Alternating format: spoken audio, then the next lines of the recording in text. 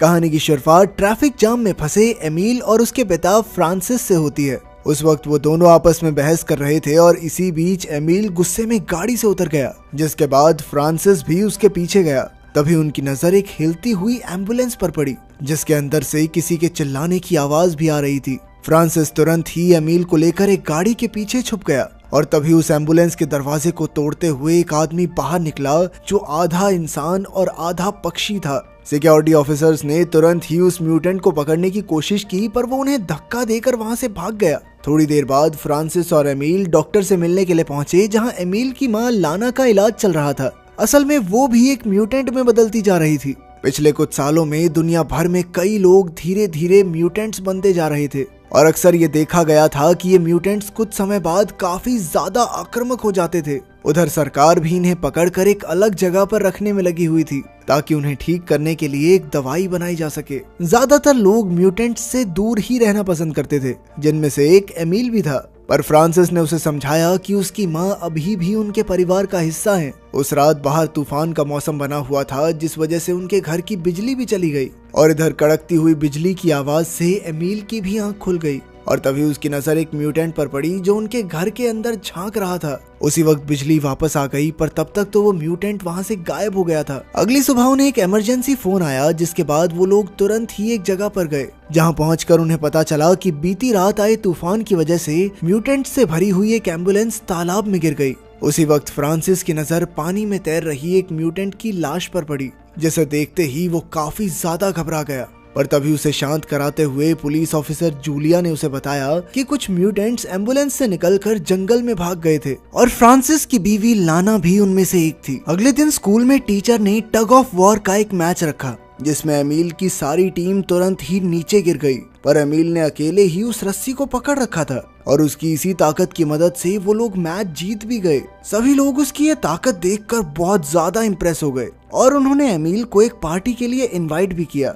पर एमिल का ध्यान सिर्फ अपने हाथों की तरफ था और वो तुरंत ही अपने घर की ओर भागा, जहां वो अपने नाखूनों के अंदर से किसी चीज को निकालने में लग गया और काफी दर्द के बाद आखिरकार उसने अपने नाखूनों के अंदर से छोटे छोटे क्लॉज निकाले, जिसका मतलब था कि वो खुद भी एक म्यूटेंट बनने लग गया था। इसके बाद उसने अपनी टी शर्ट निकाल कर देखा कि उसकी पीठ का आकार भी धीरे धीरे बदलता जा रहा था। अपने अंदर इतने सारे बदलाव देखकर एमिल बहुत ज्यादा घबरा गया। उधर फ्रांसिस सुपरमार्केट में था, जहां उसकी मुलाकात जूलिया से हुई। तभी उन्हें अचानक किसी के चिल्लाने की आवाज सुनाई दी। असल में एक कस्टमर ने किसी म्यूटेंट को देख लिया था और ये जानकारी मिलते ही जूलिया ने अपने साथियों को पूरा स्टोर खाली करने को कहा। पर फ्रांसिस फिर भी उस म्यूटेंट को ढूंढने में लग गया। उसे उम्मीद थी कि कहीं ये म्यूटेंट उसकी बीवी लाना तो नहीं, पर जब उसने उस म्यूटेंट को देखा तो वो बस एक लड़की थी जो मछली खाने आई थी। लेकिन अपने आप को घिरा हुआ देखकर उसने जूलिया के ऊपर चीजें फेंकते हुए भागना शुरू कर दिया, लेकिन फिर भी जूलिया ने उसे बड़ी ही आसानी से पकड़ लिया।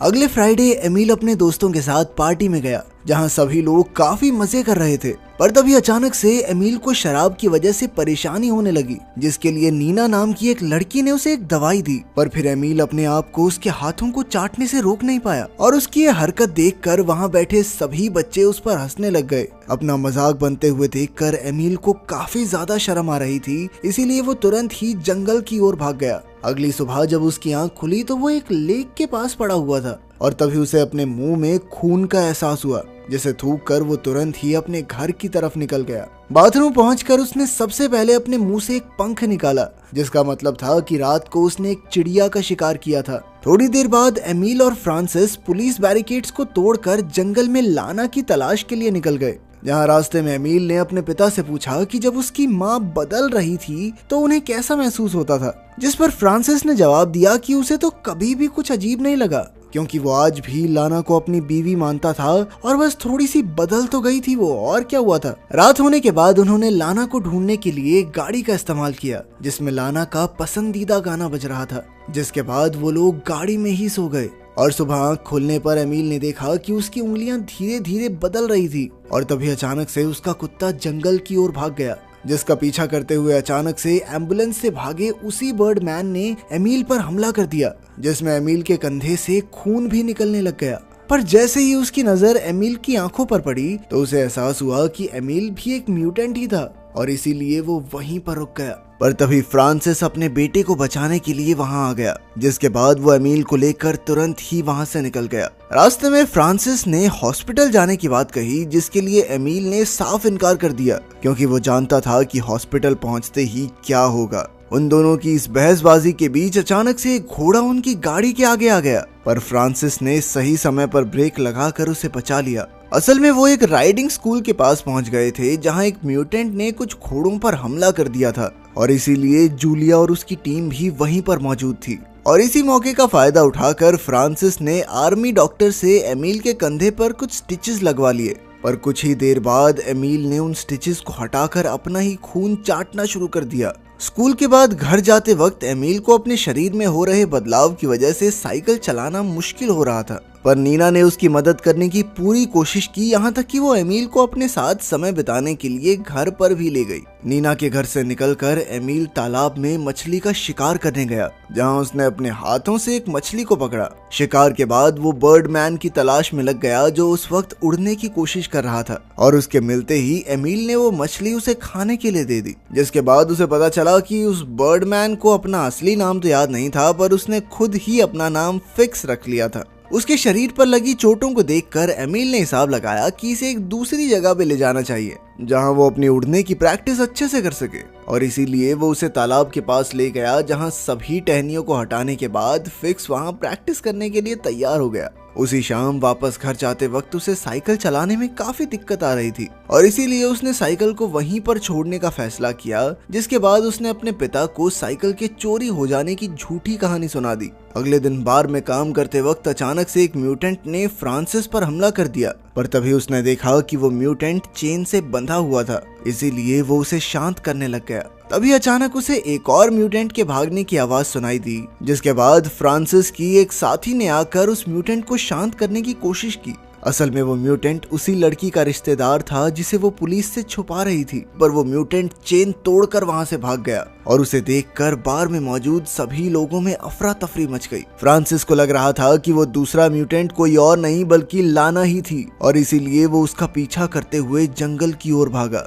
जहां उसकी मुलाकात एक बार फिर से अपनी पत्नी से हुई, जो अब पूरी तरह से एक भालू बन चुकी थी। अगले दिन स्कूल के बाद एमिल एक बार फिर से फिक्स से मिलने पहुंचा, जहां उसने उसकी कुछ चोटों पर मरहम पट्टी भी की, और उसी शाम फ्रांसिस जूलिया के साथ एक बार फिर से लाना को ढूंढने के लिए जंगल में गया, जहां उन्हें लाना का तो कोई सुराग नहीं मिला, पर जंगल में घूमते वक्त उनकी नजर एमिल की साइकिल पर पड़ी, जो एमिल के मुताबिक चोरी हो गई थी। घर वापस आने के बाद फ्रांसिस ने ध्यान दिया कि वॉश बेसिन की नाली बंद हो गई थी, तो जब उसने उसे खोलकर देखा तो उसमें कई सारे बाल और कुछ नाखून मिले, जिसे देखते ही वो समझ गया था कि एमिल के साथ कुछ तो गड़बड़ चल रही है। एमिल के घर वापस आने पर फ्रांसिस ने उसके सामने साइकिल और वो नाखून रख दिए, जिस पर एमिल ने कोई भी जवाब देने से इनकार कर दिया। जिसके बाद फ्रांसिस ने उसे तब तक घर से बाहर रखने का फैसला किया जब तक वो सारा सच ना बता दे। अपने पिता की ये शर्त देखकर एमिल ने वहां से भागने की कोशिश की, पर फ्रांसिस ने उसे तुरंत ही पकड़ लिया, जिसके बाद एमिल काफी देर तक रोता रहा। अगली सुबह एमिल सीधा प्लेट से ही खाना खा रहा था, पर फ्रांसिस ने भी उसे कुछ नहीं कहा। साथ ही उसने एमिल को लाना की कुछ दवाइयां भी दी, जिन्हें वो अपनी क्लास के दौरान इस्तेमाल कर सकता था। एमिल के शरीर की जांच करने के बाद उसने एमिल को हर रोज अपने नाखून काटने को कहा, और साथ ही स्कूल जाते वक्त अपने कानों में रुई भरने को कहा, ताकि उसे दूर की आवाजें थोड़ी धीरे सुनाई दें। अगले दिन जब एमिल फिक्स से मिलने गया तो उसे पता चला कि अब फिक्स सिर्फ चिड़िया की ही आवाज निकाल सकता था, और वो अपनी बोलने की ताकत खो बैठा था। अपने दोस्त की यह हालत देखकर एमिल ने उसे गले लगा लिया, जिसके बाद फिक्स ने उसे उड़कर भी दिखाया। फिक्स से मिलने के बाद एमिल सीधा मेले में चला गया, जहां फ्रांसिस्को भी काम कर रहा था, और एमिल को वहां देखकर वो बहुत ज्यादा गुस्सा हो गया, क्योंकि उसने एमिल को सबसे छुप कर रहने को कहा था, और इसी वजह से उन दोनों के बीच बहस शुरू हो गई, जो जल्द ही हाथापाई में बदल गई, जिसमें एमिल ने अपने पिता के कंधे पर काट लिया। वहां से गुस्से में निकलने के बाद उसकी मुलाकात नीना से हुई, जिसने उसे खेतों में एक वॉक पर चलने का सुझाव दिया, और उसकी बात मानते हुए वो उसके साथ वॉक करने के लिए तैयार हो गया। इस दौरान वो एक दूसरे के काफी करीब आ गए, पर जैसे ही एमिल ने अपनी टी शर्ट उतारी तो नीना की नजर उसके बदलते हुए शरीर पर पड़ी, पर नीना घबराई नहीं, क्योंकि उसके हिसाब से तो वो इस बारे में पहले से जानती थी। वापस आने के बाद जब एमिल बाथरूम में गया तो एक लड़के ने उसे घेर लिया। वो लड़का बताने लगा कि उसने एमिल को नीना के साथ खेतों में देख लिया था, जिसके बाद उसने एक खास डिवाइस से आवाज निकालना शुरू किया। ये आवाज एक ऐसी फ्रीक्वेंसी की थी जो सिर्फ जानवरों को सुनती थी और उस आवाज से एमिल को बहुत ज्यादा परेशानी हो रही थी और इसीलिए वो उस लड़के को धक्का मार कर वहां से भाग गया। लेकिन इसी बीच उस लड़के के मुंह पर खरोंच आ गई, जिसके बाद उसने सभी को एमिल के म्यूटेंट होने के बारे में बता दिया और ये खबर फैलते ही लोग अपने हथियार लेकर एमिल को ढूंढने में लग गए, जो उस वक्त डर के मारे खेतों में छुपा हुआ था। पर तभी एक कुत्ते ने उसे देख लिया और जैसे ही एमिल ने उसे भगाया तो लोगों ने उस कुत्ते की तरफ गोलियां चला दी। पर जैसे ही वो लोग एमिल की तरफ गोली चलाने वाले थे तभी फिक्स ने वहां आकर एक आदमी को उठाकर अपने पंजों से मार दिया, जिसके बाद वो जंगल की तरफ उड़ने लग गया ताकि एमिल भी उसके पीछे आ सके। पर तभी कुछ पुलिस की गाड़ियों ने भी उनका पीछा करना शुरू कर दिया, जिन्हें रोकने के लिए एमिल ने तालाब को पार करने का फैसला किया। पर फिर पुलिस वालों ने हवा में उड़ रहे फिक्स की तरफ गोलियां चला दी, जिसके बाद फिक्स सीधा जमीन पर आ गिरा। अपने दोस्त का ये हाल देखकर एमिल तुरंत उसकी ओर भागा, पर वो कुछ नहीं कर सकता था और फिक्स ने उसकी बाहों में ही दम तोड़ दिया।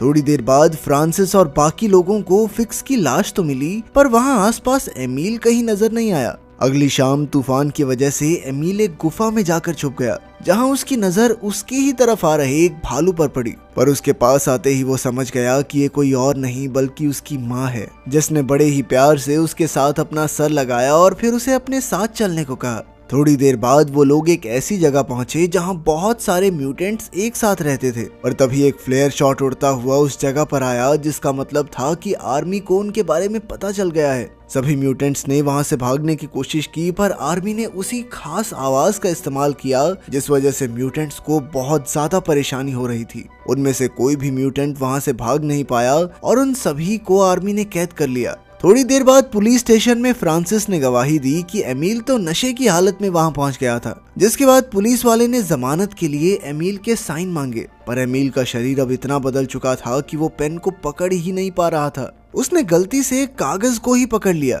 और फिर जैसे ही पुलिस वाले ने उसे दूसरा कागज दिया तो एमिल उस पर ही गुर्राने लग गया, जिस वजह से फ्रांसिस के पास उसे धक्का मारकर बेहोश करने के अलावा और कोई चारा नहीं था। पुलिस वाले के बेहोश होते ही फ्रांसिस ने खुद उस पेपर को साइन किया, जिसके बाद वो एमिल को वहां से लेकर निकल गया। पर थोड़ी ही देर में बहुत सारे पुलिस वालों ने उनका पीछा करना शुरू कर दिया, लेकिन फ्रांसिस ने एमिल को वादा किया कि वो किसी भी हाल में उसे कैद में नहीं रहने देगा। जिसके बाद फ्रांसिस पूरी रफ्तार से गाड़ी जंगल की तरफ ले गया, जहां उसने एमिल को आजाद कर दिया। अगर वीडियो पसंद आई तो लाइक कर देना, चैनल को सब्सक्राइब कर देना। मिलते हैं अगली वीडियो में।